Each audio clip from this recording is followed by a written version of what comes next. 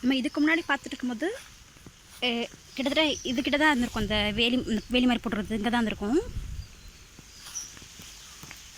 இப்போ இது பாருங்கள், ஆல்மோஸ்ட் நம்ம நட்டச்சு எல்லாமே குலை தள்ளிடுச்சு. இந்த கற்பூர வாழை அது பூவம் வாழை மாதிரி தெரியுது, அந்தாண்ட இருக்கிறது குட்டி குட்டியாக இருக்குது காய்கள். அது என்ன தெரியல. இதில் பூ உடைச்சாச்சு, இன்னும் அதில் உடைக்கல. இந்த பூ அப்படியே இருக்குது. அப்புறம் இந்த பச்சை, இது நேராக இருக்கிறது பச்சைனடா. அது வளர்ச்சி ரொம்ப ரொம்ப ஸ்லோவாக இருக்குது. நேரம் இந்த ஹைட்லனா குலை தள்ளிடணும். பச்சைனடா சின்னதாக இருக்கும் போதே குலை வந்துடும். இது ஒன்றும் வரல.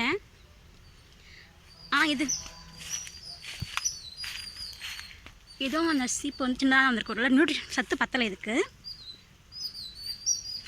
இப்போ தான் இது எருவு கொட்ட ஆரம்பிச்சு, நல்லா மக்கான எருவு கொட்டிருக்கோம். தெரியுதான்னு தெரில. இதுதான்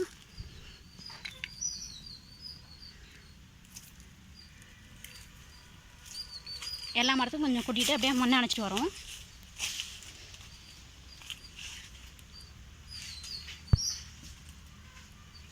இங்கே பார்த்தோன்னா இதில் இந்த செவ்வாழை கொலை வருது. செவ்வாழை கன்று நிறைய கீழ்கன்று வந்திருக்கு.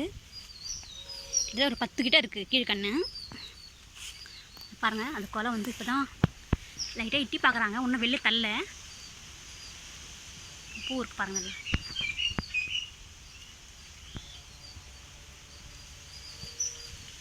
அப்புறம் பார்த்தீங்கன்னா அடுத்தது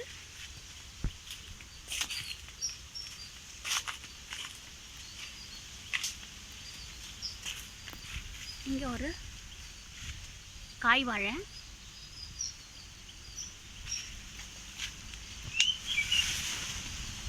பாருங்க, இந்த வேப்பங்கன்று மறைச்சிட்டு இருக்கு.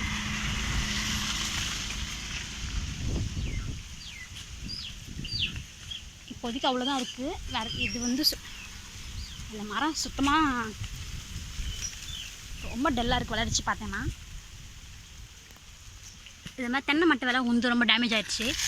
ஏதோ இருக்குது, இது உசோட இருக்குது, ஆனால் சாகலை. எப்படியும் இது கீழ்கண்ணை கொஞ்சம் கிளம்புது, அதனால் விட்டு வச்சுருக்கேன். இல்லை அடுக்கு கண்ணா வந்துருச்சு, அதான் வெட்டி விட்டுட்டேன். இது எப்படி வருதுன்னு பார்க்கலாம்.